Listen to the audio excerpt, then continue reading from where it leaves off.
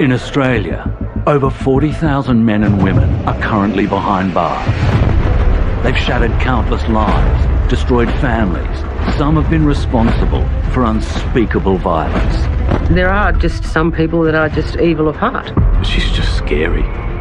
She's just real scary. Some people are born with just that evil gene. If you think you've seen and heard it all, you haven't. The truth of life behind bars in some of Australia's highest security prisons, told by the people who know. It's dangerous on a daily basis. It's life-threatening. Stabbings, hangings, people getting their heads stomped on. If I was dangerous when I went in, I was more dangerous when I came out.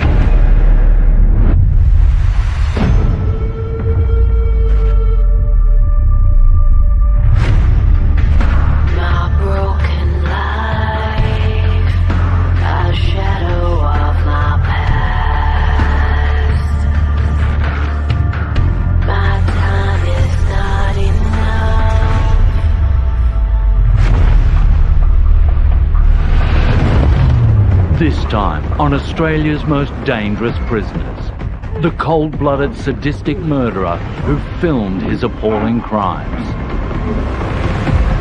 And the inmate described as Australia's most dangerous woman. She's kicked a pregnant nurse in the stomach and set herself alight. Imagine lighting yourself on fire. It's crazy.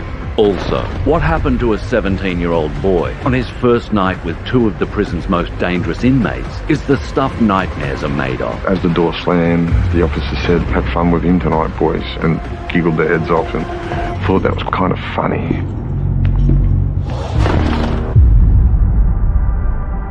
Just beyond the outskirts of Sydney's inner west lies Campsie, 25 minutes from the city centre. This apartment block was relatively new back in 2016, when evil crimes were committed behind its walls. 27-year-old Derek Barrett raped, tortured and murdered 25-year-old Meng Mi Leng, known to her friends as Michelle. It was a depraved and sadistic act committed by a man in a position of trust to Ms. Leng and in a place that should have been one of refuge and safety for her. She would have been terrified, knowing that she was alone and that she was going to die.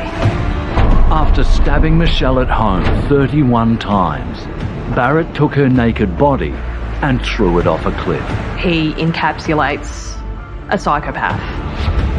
In 2017, Derek Barrett was sentenced to a maximum of 46 years.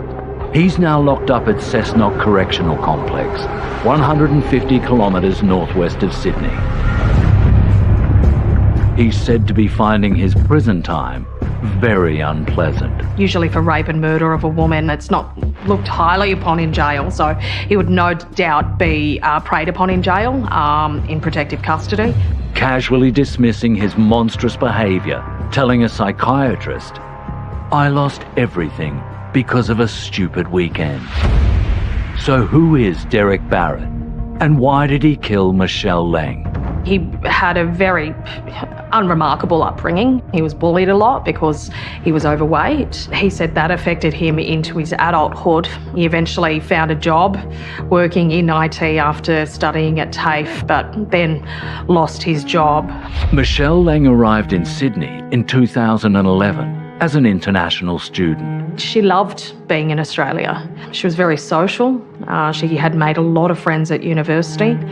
She was very smart, just very bright and bubbly. They lived together in a small unit at Campsie, where she lived with her auntie, along with her auntie's husband, who was Derek Barrett. That's right. Michelle was brutally raped and murdered by her auntie's husband. He developed this obsession with Michelle while they were living together, setting up cameras in the bathroom directly on her while she was showering, which was basically used so that he could pleasure himself. His sexual perversion didn't end there. He was also recording his stepdaughter. He would sneak into her bedroom while she was fast asleep in bed, and just watch her and film her.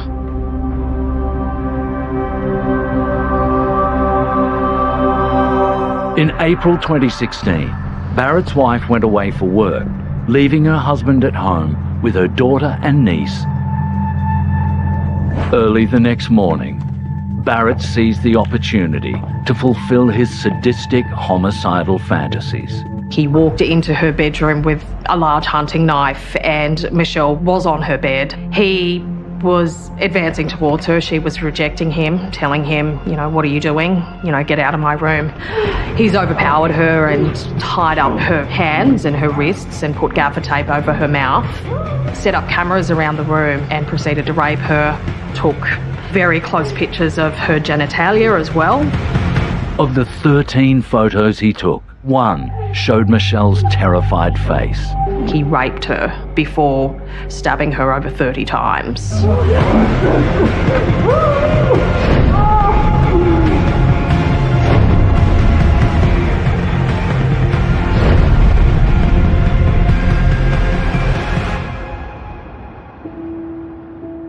Michelle's lifeless body remained inside the apartment for more than 24 hours.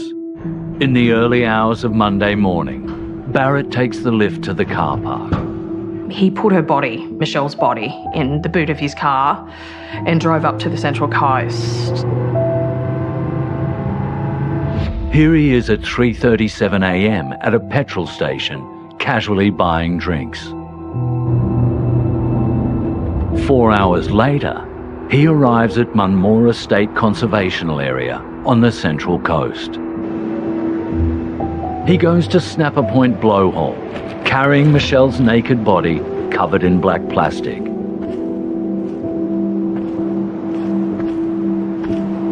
He throws her off the cliff, landing in the water more than 20 meters below.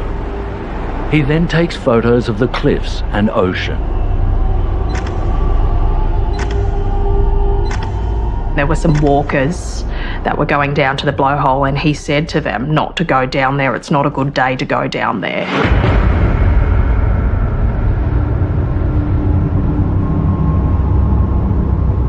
An hour later, Michelle's body is spotted in the water and police are called. Police are yet to identify the woman. Homicide detectives have established a crime scene at Snapper Point amid fears that the woman had suffered multiple stab wounds. The woman I would describe as an Asian female, aged between 20 and mid-30s. That evening, his wife returns home, concerned no one has seen or heard from Michelle for a few days. She and Barrett report her missing. Michelle's DNA is collected, and her family's worst fears are confirmed. Police say the victim was 25-year-old Chinese student Ming Mai Leng and she had suffered stab wounds. Detectives have released security pictures of her shopping in Sydney's Pitt Street Mall on Thursday last week. Police released all of this CCTV in the hopes of someone would come forward. Derek Barrett was called as a witness. During the interview, they were presenting more and more evidence, which included CCTV of his car that was at the National Park. He denied it was his car. The towers had actually pinpointed his phone being in the area. Police seized Barrett's phone and found deleted videos of Michelle showering and sleeping, and recent, even more explicit photos. He told police that he was in a relationship with her. I think the auntie couldn't believe, no one could really believe that. Barrett was charged with murder, kidnapping, and 3 counts of committing an act of indecency. Michelle Leng's distraught mother, supported in court by the wife of the man accused of fatally stabbing her daughter more than 30 times. He received a maximum sentence of 46 years, at the high end for a guilty plea. But it's what happens next that shocks and baffles everyone.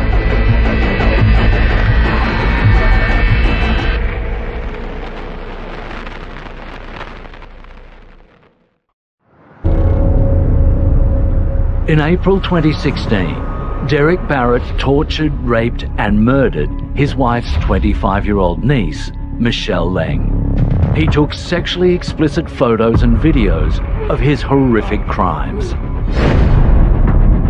And more than 3.5 years later, those videos are discovered in the most unlikely circumstances. This lady, she went to go visit her elderly mother that lived at Strathfield, which is a few kilometres away from Campsie, from where Michelle and Derek had lived. This elderly woman had this USB in her hand, and her daughter came over and was looking at the USB and thought, okay, this is very strange, looked at the USB and thought it was a snuff film, just because of the sexual nature and brutality of what she found on the USB. 9 videos and 13 photos taken on the 22nd of April 2016, showing Michelle Leng naked, bound and gagged, being raped and sexually assaulted by Derek Barrett over and over again. Police quickly established that it was Derek Barrett's USB. This elderly woman, she has dementia, so she hasn't been able to shed any light as to how she came across the USB. Barrett went back to court for multiple counts of aggravated sexual assault. He was sentenced to a further 20 years, raising his non-parole period to 37 years. And the judge at the time, she resentenced him for that separate charge. She said if I had this in my possession, he would have received a life sentence. Inside Cessnock Correctional Centre, Barrett is attending counselling and is taking antidepressants. He's absolutely in denial about what happened and what he did to Michelle, and he's devoid of any sympathy or empathy to what he did to her. Telling prison officers he didn't want to do it. It was one bad episode, and he's not a psychotic killer. He was employed, working 5 days a week. He has lost that job in jail. He was unemployed on the outside, now he's unemployed on the inside as well. Barrett needs to undergo a number of steps before he reforms. I would think that someone that doesn't take responsibility for their actions or show any remorse can't be rehabilitated until they make an admission to their crimes. Derek Barrett won't be eligible for parole until October 2052.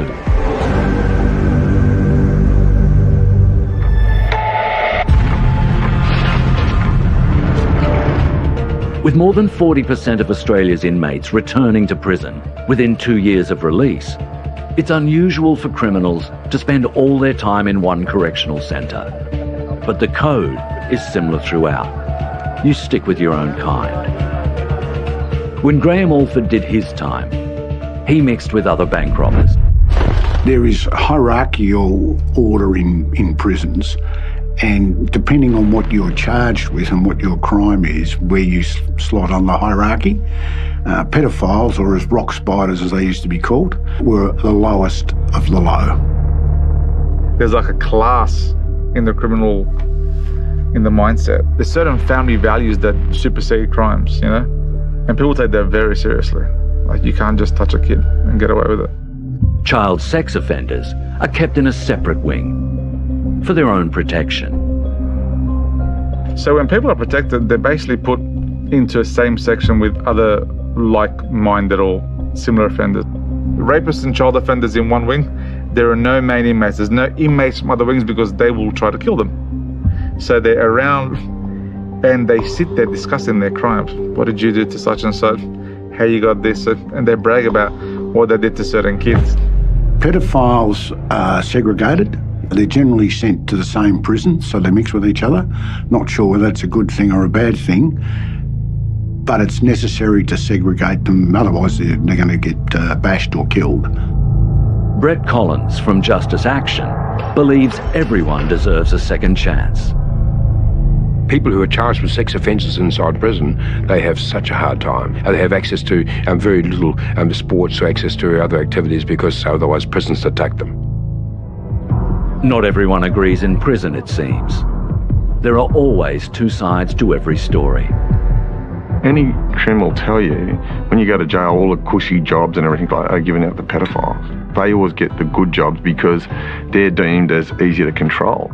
You look upstairs and there's a bunch of pedophiles all on the computers up there, and I don't know, they're massage chairs or whatever they're doing up there, getting this preferential treatment and making food and the interacting with the officers and you know, sharing lunches and stuff with the prison officers. The preferential treatment that the sex offenders get is another slap in the face. The pedophile food's different. They get like nicer food. They have like little fucking barbecues and shit. They get together, they hang out. It's a very different atmosphere in those wings. Russell Manser believes putting paedophiles together is like throwing fuel on a fire. I was a bank robber, right? Us bank robbers talk about bank robbery. Drug smugglers talk about drug smugglers. They're your people, they're your tribe. Pedophiles hang out with pedophiles. And let me tell you something now. Pedophiles talk about what they do to children together. That is the perfect breeding ground for a pedophile ring. You'll never come across a jail that's got 800 bikies together. That will never happen because they're deemed too dangerous.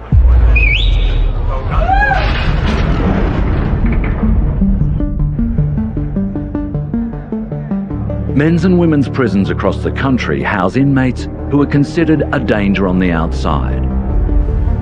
And then there's the few who are just as dangerous inside. This is Rebecca Butterfield. Her sentence began in minimum security at the Emu Plains Correctional Facility in Western Sydney. But her stay was extended and she was upgraded to maximum security after committing a deadly crime behind bars. No one would have guessed she would have gone from bad to worse to become one of Australia's most dangerous and feared prisoners. I lived in House 5 with Rebecca Butterfield. Emu Plains Correctional Facility is for women and their children. Each house sleeps 10 to 12 women who do their own cooking and cleaning. The Rebecca Butterfield I met and got to know was quite nondescriptive. She was quiet, maybe mid-20s. She was a bit overweight, which is quite a common side effect from taking a lot of medication when you're in prison. The women work. Many held jobs at the prison's dairy farm until it was closed in 2016. It used to supply milk to prisoners throughout New South Wales. I think the community thinks when we receive inmates, we lock them away into a cell and that's the only dealings that we have with them. On a daily basis, we are constantly interacting with inmates regularly, whether that be inmates in the general public of a centre or behavioural inmates, mental health inmates. Psychiatrist Dr. Richard First assessed Butterfield back in 2000 after a particularly violent assault. Her initial serious offending was an offence against a taxi driver in Orange in 1997, I believe stabbing him in the arm when he asked her to pay the fare. And then in 2000, there was a malicious wounding with intent GBH for a neighbour who tried to intervene when she was self-harming. And during that time, there was no indication to me that there was a major psychotic illness such as schizophrenia or bipolar disorder. The main issues seemed to be more impulsivity and aggressive tendencies and self-harming tendencies. No one had an inkling of what was to come. But her fellow inmate, Kat Armstrong, could sense all was not well with Rebecca Butterfield. She'd had a very troubled childhood. She was sexually assaulted as a child. In conversations that I shared with her about our similar backgrounds, I could tell that she was a very, very traumatised young woman, that jail was only exacerbating her trauma. On the 7th of May 2003, Rebecca had been to the nurse asking for further medication. She was refused. She returned to her unit, which had its own kitchen and carving knives.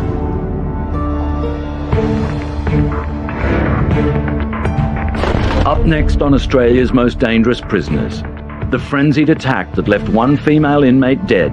I believe 33 stab wounds were inflicted on the victim. And we track down the most notorious group of murderers whose crime shocked a nation. These guys were just scum. They were shitbags. And they looked like shitbags.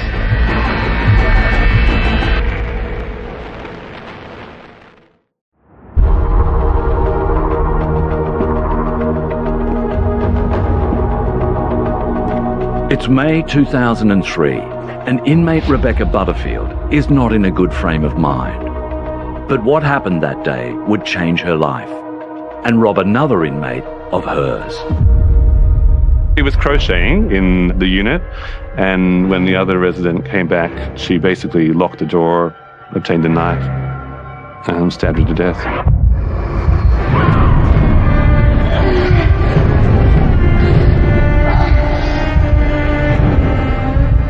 I believe 33 stab wounds were inflicted on the victim. There's no provocation at all. Like this, they were friends. Like they were friends for a good year or so before that. When asked why she did it, she said, "I told you I needed my medication." The 2003 murder got her a 12-year manslaughter sentence in maximum security at Silverwater Women's Correctional Centre. The experts who gave evidence in her case in 2004 were unanimous in saying that she had a personality disorder with borderline antisocial features. I don't believe Rebecca Butterfield could rehabilitate in prison because using medication and lots of medication to bomb somebody out, it's a numbing effect. Prisoners are 9 times more likely to be taking antipsychotics than the rest of us, twice as likely to be taking antidepressants, and 4 times as likely to be taking medicines to treat addictive disorders. You just get drugged up and pushed to the side. When Rebecca was sent to Silverwater Correctional Centre, Bella Gall was a prison officer. She was like, it's like Hannibal Lecter. She looked at me and smiled. I'm like, who the fuck is that? And they go, that's Rebecca Butterfield. They talked about her like this crazy woman. In Silverwater, her behaviour became more violent. She'd be headbutting the wall. She'd be trying to pull bits of her skull out. She'd be like ripping out her veins when she cut them. Like she would do horrendous self-harm in a way that you'd never believe. And I think she's desensitized to pain because of all the years of self-harm. I mean, it's not normal to headbutt a wall until your skull cracks. And then you go. Rebecca is erratic. She kicked a pregnant nurse in the stomach and attacks inmates and guards with weapons she's fashioned out of plastic. And she set herself alight. Imagine lighting yourself on fire. It's crazy. She was insane, but she never played up when I was there. So I don't know if it's got to do with me. Maybe I was lucky, possibly. I talked to her like I talk to you, you know. Hey man, how's your crocheting? What'd you have for lunch? Butterfield was considered too dangerous to be released in 2015, when her manslaughter sentence ended. Rebecca Butterfield has told us that when she gets out, she'll kill again. She voiced thoughts of chopping her stepmother's head off and eating her. It's pretty horrific for someone to say that after all these years in jail, and gives me no reassurance at all. Rebecca agreed that she wasn't well enough to be released and was transferred to Long Bay Hospital, where she remains. From all accounts, I'm hearing that she's doing really well. I'm hearing that she's actually working in the cafe over at the forensic ward. I would happily drink a coffee from Rebecca. It wouldn't be a problem. Yeah. If I saw her making it in front of me at the cafe. Oh yeah, Rebecca Butterfield is 100% a dangerous person, and she's exactly where she belongs. I would not trust that woman anywhere else. She's exactly where she belongs.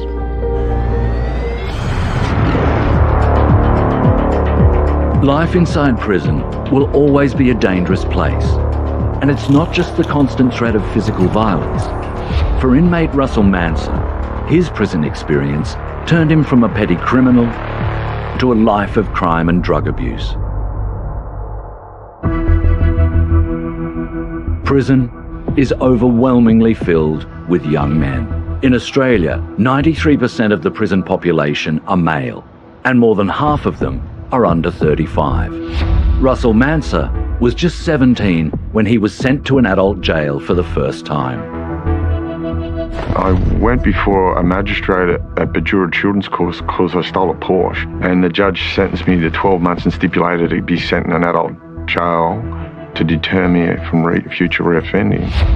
The story of what happened to him on his first night is the stuff of nightmares. We were strip searched by 3 men, all sorts of sexual innuendo and comments and that by the officers. And then they've turned up with a mattress, threw the mattress on the floor, and there was a set of bunk beds in there. One bloke was on the bottom bunk, one bloke was on the top bunk. And as the door slammed, the officer said to the two guys in the cell, "Have fun with him tonight, boys," and laughed and giggled their heads off and thought that was kind of funny. So anyway, sort of throw some sheets on the bed, and I'm sitting there and I could see the bloke on the bottom bunk, and he lifted up a sheet and he revealed he had an erection, and he said, "Come and do something with this." And then the one on the top bunk said to me, "There's the easy way and the hard way, mate," you know. And both of them sexually assaulted me on the first night in prison, both orally and anally, and I just slept all night, you know, just in tears and obviously in pain, and it was a commonplace there. Russell Manser told an officer of his rape experience, and his life in prison became worse. He was offered a hit of heroin and took it to help numb the pain. I was a kid that was severely traumatised. And I don't care. He said, "This will make you feel better," and he give me a shot of heroin. Anyway, as I was vomiting, because one of the effects of heroin is you're going to vomit. I was on my hands and knees vomiting in the toilet. That's when he raped me, when I was vomiting. We think it's very unwise for a person to complain about being raped in prison, because then the managers expect you to name the person who did it, and then you're in a situation where you could become not only somebody who's a victim of rape, but you'll become a dog, and that's the worst epithet to have expressed to you in prison. So we actually advise people very carefully not to inform to the authorities and make complaints to the authorities. You know, that's a very painful place. And all that bravado and that you see from the boys coming home and your mates coming home from jail, that's all bullshit.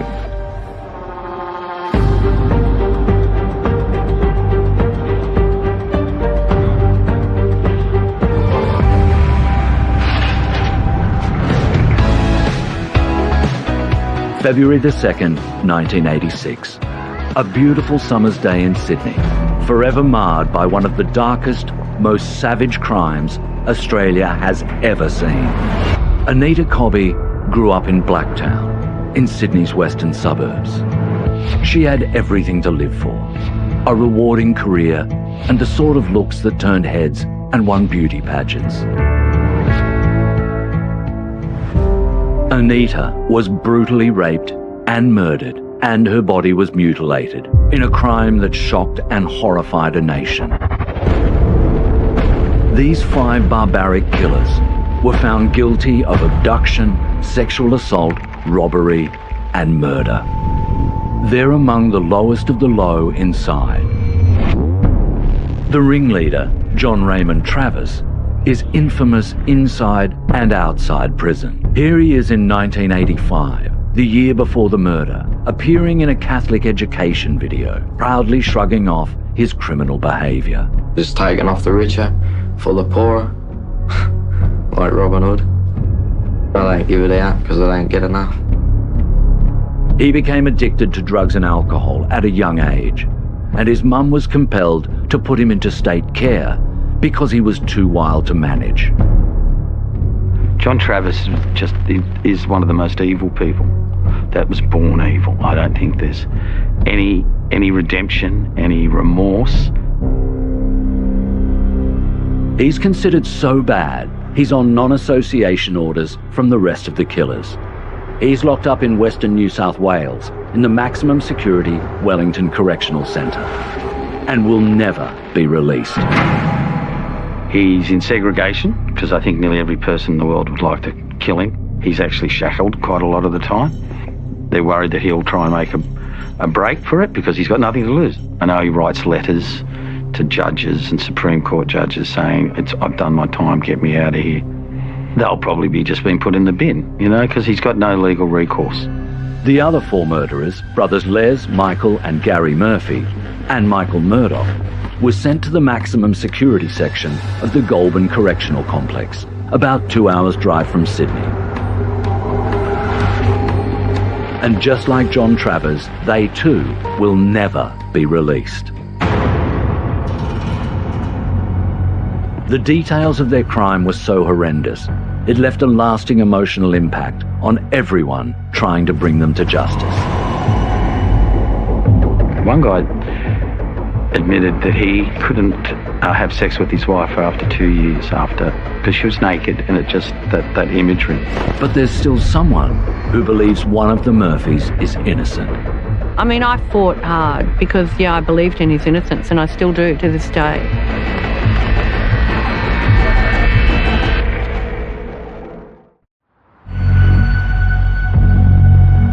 The story of a young woman abducted, gang raped and murdered is still remembered today as one of Sydney's worst ever crimes. On the 2nd of February 1986, 26-year-old Anita Cobby was a nurse working at a Sydney hospital. She'd finished work and was taking the train back to Blacktown.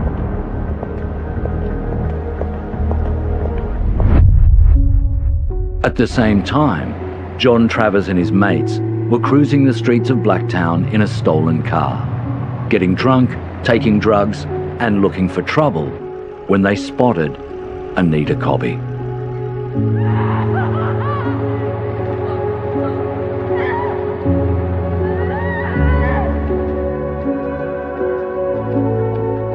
Anita never made it home.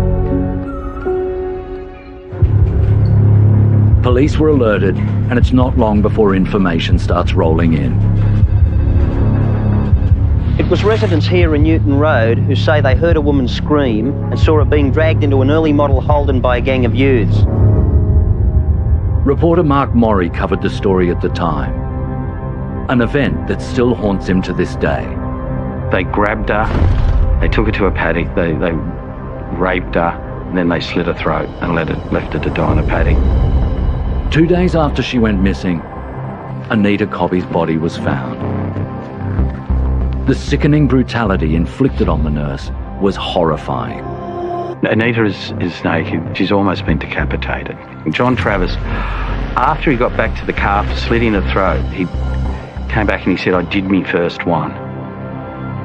So he was actually a serial killer in the making, and they stopped him by catching him. Detectives are appealing to anyone who may have heard or seen anything in the Prospect or Blacktown station areas on Sunday night.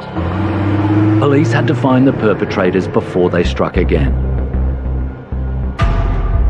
Australians everywhere were fired up. It was a level of depravity we just hadn't seen before. Police were tipped off about a stolen car Travers and the Murphy boys had been driving around in.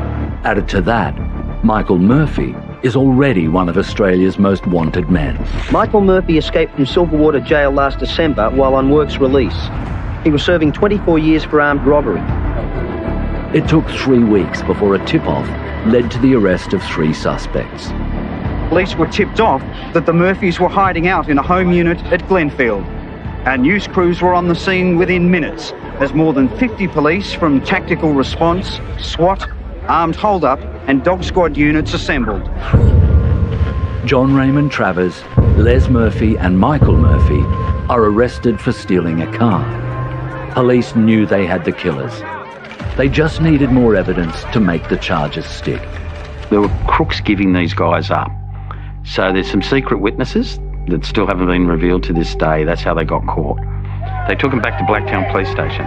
Word quickly spread. The suspects were in custody. I think there was a mob outside of there, 500-600 strong. It was like wildfire. They were rocking the police car. The crowd were ready to tear them limb from limb. People holding placards let their feelings be known and called for the reintroduction of the death penalty. Travers and his fellow thugs had been in and out of jail since they were kids. These guys were just scum. They were shitbags. And they looked like shitbags.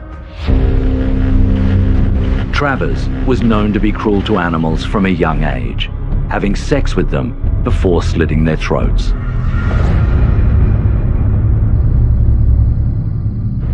Travers believes he's going to get off. He spills the beans about the murder to his aunt, who's wired up by the cops. And he divulges his escape plans.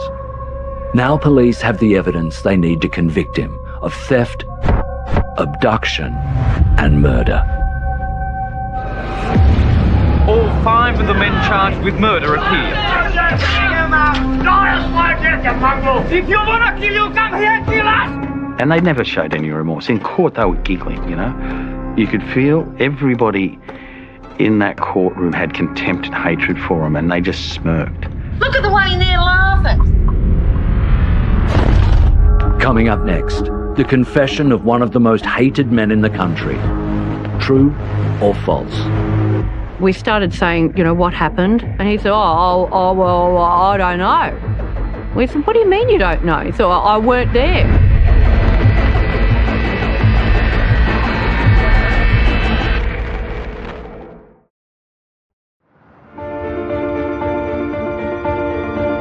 It was the murder trial of the decade, and in the thick of it was a young lawyer who needed protection just to talk with her client, Gary Murphy. Lee Johnson witnessed their life behind bars when she acted as Gary's lawyer. She believes that the story is not as straightforward as everybody thinks. You know, he's incredibly uneducated, so we started saying, you know, what happened? And he said, well, I don't know. We said, what do you mean you don't know? He said, I weren't there. The other 4 gang members wrote statements confirming Gary was not there on the night. Each of them gave us a signed statement saying that Gary was not there for that incident. So I said, why did you sign the confession? He went, stop him from bashing me, love. He'd had his jaw fractured in 2 places on 2 sides of his face when he went to jail. Council applied for medical treatment for the Murphys. Both had severe cuts to the face and claimed the injuries were inflicted after arrest. But police told the court the men had resisted and put up a fight. I find it hard to even judge the police on that. I don't want to say they were thugs, but I think they thought they were doing the right thing. I mean, I fought hard because, yeah, I believed in his innocence, and I still do to this day. So you imagine what those detectives who came across her in the paddock in real life. One guy admitted that he couldn't have sex with his wife for after 2 years because she was naked, and it just, that imagery. So yeah, you see that imagery, and then you see the arsehole in court, and you can't be objective. Details of the torture inflicted on Anita Cobby were reported by the media, and word spread through the prison network. Inmates cornered Michael Murphy and gave him some of his own medicine. When he got into prison soon after, the guys got him, they had a piece of clear plastic tubing, and they put barbed wire in it. I'll leave what happened next to your imagination.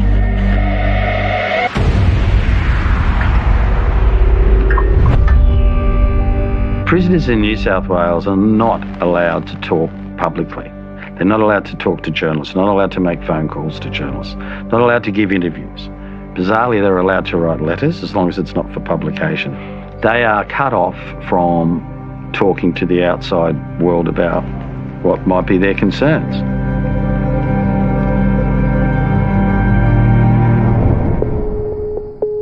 After 10 years behind bars, Travers tried to escape. Notorious criminal John Travers under heavy guard this afternoon after allegedly trying to break out of a prison van on the freeway north of Mittagong. They were hated, those Murphy brothers, particularly, and Travers. And in prison, being hated could cost you your life. In July 2019, Gary Murphy found out just how much he's still despised. A month ago, he was beaten within an inch of his life. It's believed he was attacked by up to 8 inmates, who he refuses to name due to fears of retribution. For the first time in over 30 years, the public received a rare glimpse of Gary Murphy, and it may be the last, because he's in jail until he dies. You know, you hope that they're copying hell in prison even now. Anita's former husband, John Cobby, has been watching from the sidelines since February the 2nd, 1986, waiting for vengeance. I'm so surprised that the hard, heavy boys haven't killed them all. In February 2019, Michael Murphy died of cancer in Long Bay Hospital. He was 66. Well, that's one down, 4 to go.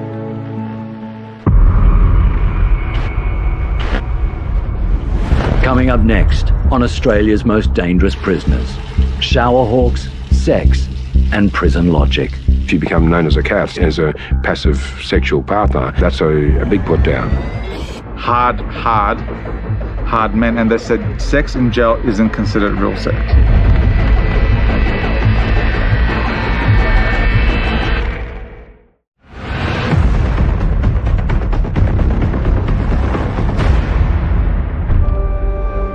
For the 40,000 men and women currently behind bars in Australia, the natural sex urge doesn't diminish. But it does become far more dangerous.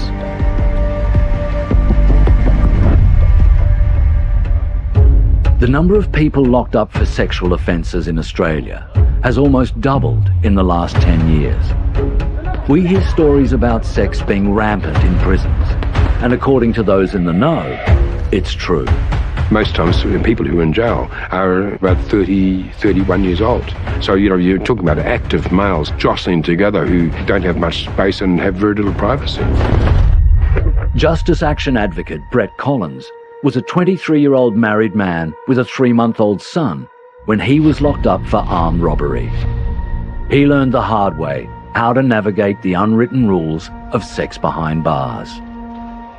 But you've got people who are normally sexually active who are then in a single-sex society. Now, that causes tensions, immense tensions. So it gets worked through in different ways, but it's all hidden. So it's not openly done. There's some people who do identify themselves as being sexually available, but gee, they get such a hard life. They are seen as being of not of high standing. So issues of standing in prison are really important. If you're not of high standing, you're called a cat. If you become known as a cat, somebody as a passive sexual partner, that's a big put down. And so I'm seen as being somebody who can be abused by others. You have to be careful of your credit, of your reputation, about how you deal with others. Other prisoners are watching all the time because for a whole range of reasons, sometimes you have to be really wary to make sure you haven't disturbed someone. There are places in prison to avoid and to tread carefully. You'll need to watch out for shower hawks. They're ready, always ready, to swoop. In the toilets, there are opportunities there where people are in the showers. There are always areas where there isn't surveillance, so there's no closed-circuit television. So, these opportunities are there, and some prisoners know where those spaces are, and they avoid them. If they feel vulnerable, they avoid them. You can't really defend yourself against a determined to attack you. That's a fact, you cannot. Former prison officer Bella Gall has seen it all. As far as sex in jail is concerned, a few of the boys said to me that they do it, and these were fully straight, hard men, and they said sex in jail isn't considered real sex. We're just using each other to get each other off. And I'm like, he goes, okay, so what do you do after? He goes, he goes, when you leave jail, it's behind you. I said, brother, it's not fucking behind you. The only thing behind you is a dude. I said, you're not leaving it behind you. Think about that shit. At least I would. There are 116 prisons across Australia, home to everyone from petty criminals to the worst of the worst. Thankfully, Anita Cobby's killers, John Travers, Gary and Les Murphy, and Michael Murdoch, will never walk the streets again. John Travers is one of the most evil people. How he got these other guys to follow, he's not a charismatic person. He was able to find some very, very stupid people just to follow him, some drug-fucked idiots. And they went and took the life of a wonderful person. And he was the ringleader. As for Rebecca Butterfield, her prison sentence ended 3 years ago, but the New South Wales Supreme Court extended her continuing detention order. The lack of any obvious provocation and the intensity with which she can act in terms of violence that can be lethal violence does make her one of the most dangerous women in Australia. And the lack of any clear understanding of why that's happened on a number of occasions, despite a lot of therapy, is equally worrying. Derek Barrett is without a doubt one of the most sadistic murderers this country has ever seen. A man who took pleasure from restraining and degrading his innocent victim. These are the faces of some of Australia's most dangerous prisoners. Thankfully, they're all behind bars. Justice